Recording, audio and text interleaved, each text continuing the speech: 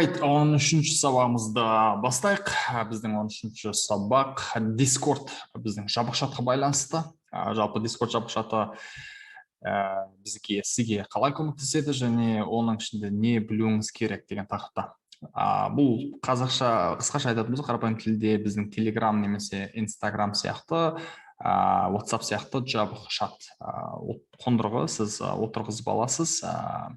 iPhone болса жаңағы iPhone отырғызатын неден, Samsung болса Marketplace-тан, Apple Store, App Store, солардан отырғызасыз. Бұның ішінде бізде екі түрлі жалпы әлем бар деп айтсақ та болады, немесе екі түрлі группа бар. Біріншісінде Discord Free Chat, ол көбінесе тегін адамдарға арналған.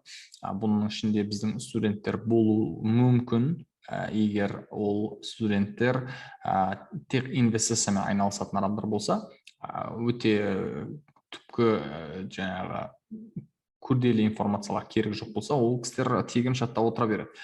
Немесе біздің менің Instagram парақшадан жалғасып, келген адамдар бар. Discord тегін чаттың ішінде. Бұл жерде жаңағы айтылатын заттар бар. Ал енді DK Membership деген бар. Бұл біздің DK Trading Академиясының сіз мүшесі боласыз. Ол жерде өзінің төлемі бар, ай сайын төлейсіз, біздің команданың ішкі кухнясына кіресіз. Ол жерде сізге Zoom Live Trading болады, сигналдар болады, консалтинг, портфолиоңыз құруға консалтинг болады, және де бізде Discord боттар болады. Күнделікті жұмыстар болады. Discord Free Chat, яғни тегін чатымыз командалық сізге қалай көмектеседі, оның ішінде жаңалықтар салынып отырады. Жаңалықтар күнделікті биржада болып отқан жаңалықтарды сізге қазақ тілінде, мүмкіндігінше кейбір жағдайларда орыс тілінде біз жіберіп отырамыз. Бұл жерде сізге трейдингге байланысты үнемі ақпараттар болып тұрасыз, және тегін чатта отырғанның арқасында. Ар жағында трейдинг дискашн деген бөлме бар. Ол бөлмеде сіз трейдинг инвестицияға байланысты, позицияларға байланысты барлық отырған адамдармен бірге ақылдаса аласыз. Сұрақтар қойып, әңгіме дүкен осы жерде болады. Earnings деген не бар? Бұл отчет, компаниялардың отчеттар бойынша ақпараттар осы жерге, осындай компаниялардан отчет болған жатыр деп біз сіздермен бөлісіп отырамыз. Discord Free Chat жалғасында бізде Profit деген бөлме бар. Ол жерде біздің трейдерлар өзінің пайдаларымен бөліседі. Бүгін қанша мен жапты, қандай позицияны қалай жапты, минуспен жапты ма, қосумен жапты ма дегіз. Books деген бөлме бар. Бұл жерде трейдқа арналған кітаптар, құнды ақпараттармен біз бөлісіп отырамыз. Қателіктер, әрине бұл жерде психология, техникалық, фундаменталдық анализдарға байланысты біз қателіктермен бөлісіп отырамыз. Ал DK Membership, яғни DK-дің мүшесі, member болған жағдайда сізге не береді? DK Trading Академия студенттеріне және басқа да кәсіби трейдерларға арналған командалық жабық чат. Бұл жерде трейдинг инвестиция саласында студенттерге максималдық деңгейдегі жаңа жетілдірілген продакт деген. Бұл продакт сізге көп жағдайдан көмектеседі. Біріншіден біз енді үшін бөлек Zoom Live Trading, яғни күн сайын тікелей эфирда Zoom-мен 1-2 сағатта жұмыс жасалынады. Біз биржа алыстамыз, және де Sunday meeting, апталық жексенбі митинг деп аталады, және де сұрақ жауап. Қосымша бізде сигналдар, жаңа қысқа уақыттың инвестициясына және күнделікті day tradingда жаңағы сигналдар беріледі. Консалтинг, портфолио, жаңа team building, сосын swing day trading, жаңа чаттар бар. Бұны жеке-жеке талқылайық. Zoom Live Trading ішінде жаңа Sunday meeting бар, апталық кездесу және сұрақ жауап бар.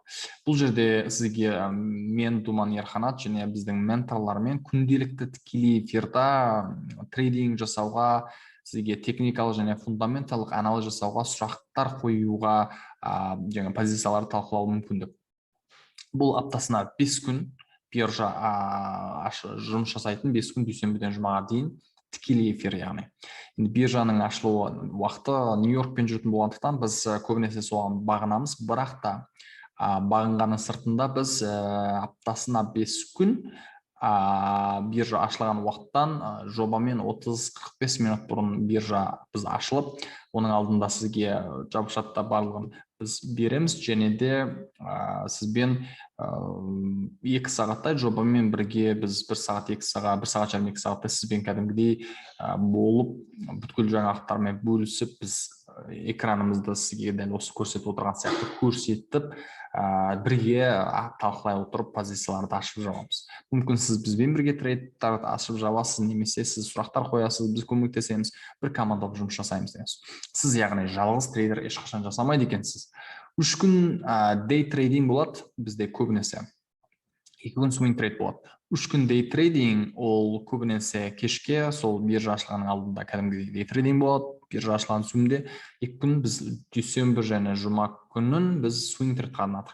Ол күні біз биржа ашылардан бұрын таңғы уақыттарда, түскі таңғы уақыттарда біз алдын ала уақыттарын айтып отырамыз. Сол уақытта бізде талқылау болады.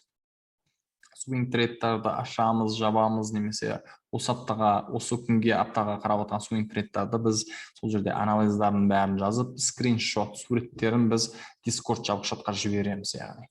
Сондықтан біз кәдімгідей day trading, swing трейдинг екеуін қатар алып жүруге тырысамыз. Ол жерде Sunday meeting деген бар, бұл оның сыртында, бесеуінің сыртында апталық жаңа swing трейд қысқа уақыттар, мысалы бірнеше аптаға дейін, бірнеше күннен бірнеше аптаға дейінгі қысқа уақытқа инвестициялардың анализдарын, техникалық анализдарды сізге жіберіп отырады екенбіз. Маңызды экономикалық жаңалықтармен біз жұмыс істейміз. Федералдың жаңалықтары, инфляция не болып отыр, соғыс не болып отыр. Осының барлығын біз Sunday митингде талқылап, осы аптада қандай акциялар қараймыз.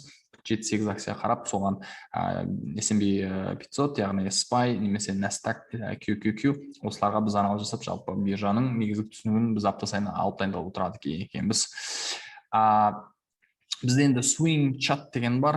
Бұл жерде swing chat дегеннен көрі сигнал chat деп айтсақ болады. Неге сигналдар береміз. Осы жердегі күн сайын жаңа day trading немесе swing трейдқа байланысты сигналдар беріледі. Дәл осы сияқты беріледі. Мысалы, NIO компаниясы pre-маркетте лонгқа кіру позициясы day tradingға байланысты. Entry'ге кіру бағасы, таргетті шығу бағасы 1, шығу бағасы 2, стоп-лосс қай жерден риск шығып кету керек. Және де риск бұл жерде қаншалықты орташа аз, орташа жоғары. Бұл жерде рискіміз жоғары деп ескертіледі деген сөз. Size деген көлем. Сіз көп ақшамен ба, орташа ақшамен ба, аз ақшамен ба кіресіз. Орташа ақшамен кіру керек деген сөз. Бұл жерде стратегияның аты deep buy earning стратегиясы, яғни ең астынан алу. Бұл енді стратегиялар туралы біз сабақ ортасында, біз Zoom ортасында түсінесіздер, бірнеше стратегиялар бар. Бұл енді кейбір сабақтарда жаңа біздің офлайн, VIP, 4 күндік интенсив және де 500 офиста болатын, сол жерлерде айтылады. Жалпы бізде жоба мен статистика бойынша қазіргі жағдайда 70% несінде статистикамыз жақсы нәтиже көрсетуде. Позицияға кіру бағасы жаңа таргет, риск мөлшер, жаңа сайз мөлшер беріледі екен. Көріп тұрғаныңызда, мысалы, сіздерге мысал ретінде біздің June, яғни June 6 ай, шілде, маусым айларының біреу. Осы айларда бізге жіберген бүткіл сигналдарды әр күнімен, қандай тикер символымен, қандай кіру керек, шығу керек, қаншақты стоп-лоссты қайда, пайдасы қайда деген сияқты нәтижелерімен бүткілін сізге жазып қойдық, салып қойдық. Жалпы нәтиже бойынша, айдың несі бойынша бұл жерде 115 сигнал жіберілсе, соның 80, яғни 70% біздің қалаған таргетімізға, яғни мақсатымызға жеткен екен. 30% біздің қалағанымыздай болмай, риск менеджмент бойынша азғантай минустармен кетіп қалды. Ең үлкен профит 17-де 68%. Жалпы жаман емес. Оның сыртында бізде бірдеке мембершипті алған кісілер болса, team building болады. Бұл жерде 2 ай сайын командамен жалпы жобамен кездесулер болады. Мақсатымыз экономикада болып жатқан барлық жағдай, инвестицияға байланысқан жаңалықтар, жаңалықтар, мұнай бағалары не болып жатыр, инфляция не болып жатыр, федералистер қандай кездесулер бар, S&P 500 не болып жатыр. Жалпы трейдердар мысалы осы үлкен ірі жаңалықтарды бөлісіп, және трейдердар ортасын қалыптастыру, біз жақын араласамыз. Отбасы ретінде араласу деген сөз. Networking, team building, brainstorm деген. Осы нәрселердің барлығы жүреді. Біз трейдинг саласындағы жаңа білімді жетілдіру мақсатында 2 ай сайын кезігіп тұруымыз керек екен. Семинар сияқты болады, бізде спикерлар келеді. Ол жерде жаңа крипто не болып жатыр, NFT не болып жатыр, мета не болып жатыр. Қазір мысалы крипто жағында көп рұқсатталу болып жатыр ғой, мысалы елімізде сол нәрселер туралы мысалы жаңалықтардың бәрі осы жерде біз айтылып, біз талқылаймыз. Қарасаңыздар, мына жерде дәл бізде SNTA CT-дің үстіндегі террасада болған ең соңғы мысалы кездесуіміз. Дәл осындай активитилер болады, спикерлар келеді, фристайлмен осындай кездесулер болады. Оның сында консалтинг болады. Консалтингда портфолио біз құруына көмектесеміз. Көбінесе бірге бір біздің менторлар сіздерге былай көмектеседі. Айына бір рет офиста немесе Zoom арқылы онлайн немесе офлайн мембершиптармен бір рет сұрақтардың бәріне жауап беріп, портфолио құру немесе ұзақ уақытқа портфолио құруға немесе осындай жақтарға көмектеседі. Студенттерге инвестициялық портфолио құру, swing day трейдинг жасауға байланысты қандай сұрақтар, студенттер проблемаларын бірі шешу, риск менеджмент, психология деген стилін қалыптастыруға байланысты осының барлығын біз бірге бір консалтта тек қана мембершиптің адамдарына береді екенбіз. Дискордтың ішінде жалпы брокерлік шот ашуға байланысты сапалы брокерларға рекомендация, брокерлік шот ашудың жеңіл инструкциясы, және брокерлік платформалардан қолданып видеолар деген сияқты барлығы осы жерде бар. Қарасаңыздар, жеке-жеке бөлме бар. Мысалы, жерде чаттың ережелері, сәлеметсіз бе, Zoom-ге кіру, қалай кіресіз, хабарландыру болып жатқан жағдайларға байланысты трейд идеялар, трейд видеолар, қажетті ақпараттар деген сияқты, календар, брокерлік шот ашу деген сияқты, сток-бот деген сияқты осының бар. Дискордтың қалған бөлімдері және хабарландыру, трейд видеолар, қандай бір жағдайлар болса, трейд видеолар, жаңа видеолардың бүйтіп жазғаннан кейін бәрін жазып сіздерге ссылкасын жіберіп отырамыз, қайталап көруге болады дайындық ретінде. Ар жағында дей трейдингға байланысты чаттар бар, бізде swing трейдқа байланысты чаттар бар, сұрақ жауап бар, және де трейд дискашн бірақ тегін чатқа арналған. Дискорд сізге қандай пайдасы бар? Дискорд брокерлік шот ашумен көмек, әрине білімді практикада қолдану, трейдинг үшін күн сайын идеялар тастау, сізге көмек беру, қолдау беру, трейдерлар ортасын қалыптастыру, барлық сұрақтарыңызға жауап беру, сіз үшін жауап алу, күнделікті жаңа нақты болып жатқан жаңалықтардың барлығын қазақ тілінде алу және трейдинг дұрыс және пайдамен бастап кету. Біз уақытымызды немесе жеп қоймай дұрыс бастап кету. Қосымша Discord бот деген бар бізде, сток бот деп атаймыз. Бұл жерде сізде мынандай белгілер арқылы ең соңғы, мысалы енді қазір трейд жасалып жатқан бүткіл дүние жүзіндегі 3000-4000 мысалы Discord жабық чаттар бар деп ойласақ, солардың ішінде ең қатты қозғалып жатқан, айтылып жатқан акциялар, ең қатты өсіп жатқан, ең қатты құлап жатқан, ең атақты, ең көп листте тұрған осындай акцияларды біз шығарып келе аламыз бот арқылы. Жаңағы баланс шит жаңалықтары немесе таргет бағалары деген сияқты аналитиктердің болжамдары. Мысал ретінде, мысалы біз сток-боттың ішіне кіреміз да, егер мен мына леп белгісін басып, поп деп басып, энтерді басып қалған жағдайда, мысалы мына сияқты. Маған мына ұқсап сток-бот автоматически 7-8 акцияны маған рекомендация береді. Яғни қаншақты көп адамдар осы акция туралы іздеп жатыр, және де қанша бағасы қаншада, қозғалысы қандай. Қарасаңыздар 9%, 3% ылғи қозғалыста тұрған не, мысалы Alibaba, AMD, Nvidia, Tesla, үлкен Amazon деген сияқты Nasdaq'тың, SPY-дың көп акциялар шығып отыр. Осының ішінде мысалы AMD деп таңдап алсаңыз, мысалы ізделген саны 33, бағасы 78, уже 3-6% уже қозғалыста. Ол дегеніміз уже атақты акция деп айтуға да болады. Сол күнгі атақты дей трейдинг жасаған кез. Мысалы мына жерде біз таргет деп сосын компанияның жаңа тикер символын NIO деп жазған кезде, сол компанияның аналитиктердің болжамы бойынша қазіргі бағасы 22-18 болса, 36-23-ке дейін өседі, үлкен картинада деп енді көп аналистер жазып отыр екен деген сияқты. Сізге болжам береді, яғни бұл жерде 65% өсетін потенциал бар деп сіз болжам жасай аласыз. Техникалық анализ бойынша да біз графиктер шығаруға болады. График шығарып, осындай индикаторларды, біз сабақтан көрген индикаторларды, мынандай таймфрейм деп айтамыз, уақыттарды шығара аламыз. Мысалы, мен келесі боттың несі, ол техникалық анализ деген бот, екі бот бар, біреуін. Соның ішіне кіріп, мысалы S деген ол чарт, яғни график, C дейсіз тикер символ, мысалы жаздыңыз, RSI деген индикаторды мысалы жаздыңыз, энтерді басып қаласыз сізге мынандай. Сол компанияның несі, графигі астында индикатормен сізге шығып келеді екен.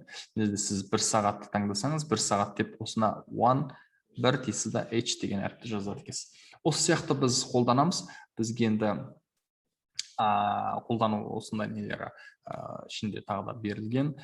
Сізге қажетті ақпараттар деген ішіне кіретін болсаңыз, осы барлық қандай анандай белгілерді біз қолданасыз деген сізге не берілген. Мысалы, мына жерде Мұхтар деген біздің студентіміз C деп график деп басқан, сосын Neo компаниясының бір күндік moving average деп жазған. Бірақта moving average жазасыз, мысалы moving average 200, moving average 50 деп жазсаңыз, сізге нақтырақ шығады. Бұл жерде болғанда moving average деп қана жазылғандықтан 9 шығып келіп жатыр автоматты. Яғни 9 moving average бір күндікте. Бұлай айтқанда дұрыс емес, қолданылып жатыр. Бірақ сіз егер moving MA дегеннің артына сан жазсаңыз, 9, 20, 50, 200 соған сан нақты сізге moving average графикпен сізге шығады. Асығыс жағдайларда сіз осылай қолдана алады екенсіз да, қолданасыз. Осыменен 13-ші сабағымыз аяқталды. Біз келесі 14-ші сабақта